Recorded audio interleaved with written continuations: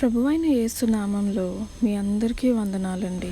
ఈరోజు మనం 7 అద్భుతమైన వాగ్దానాలను తెలుసుకుందాం. మొదటిగా హెబ్రీయులు 13వ అధ్యాయం 5వ వచనం. నేను నిన్ను ఎన్నడూనూ విడువను, నిన్ను ఎప్పుడూ ఎడబాయను. రెండవది మత్తయి సువార్త 11వ అధ్యాయం 28వ వచనం. శ్రమపడుచు భారములు మోసుకొని వారులారా నా యొద్దకు రండి, నేను మీకు విశ్రాంతి కలుగజేస్తాను. మూడవది కీర్తనలు 32వ అధ్యాయం 8వ వచనం.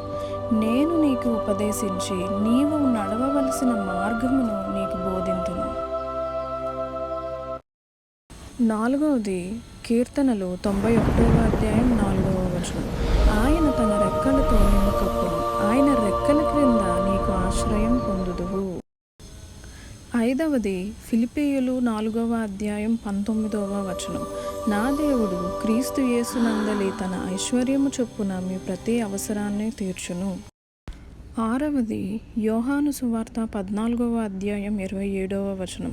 సమాధానమును మీకు విడిచిపెట్టుచున్నాను, నా సమాధానమును మీకు అనుగ్రహించుచున్నాను. ఏడవది యోహాను సువార్త 14వ అధ్యాయం 2వ వచనం. నేను వెళ్ళి మీ కొరకు స్థలము సిద్ధపరచుదును.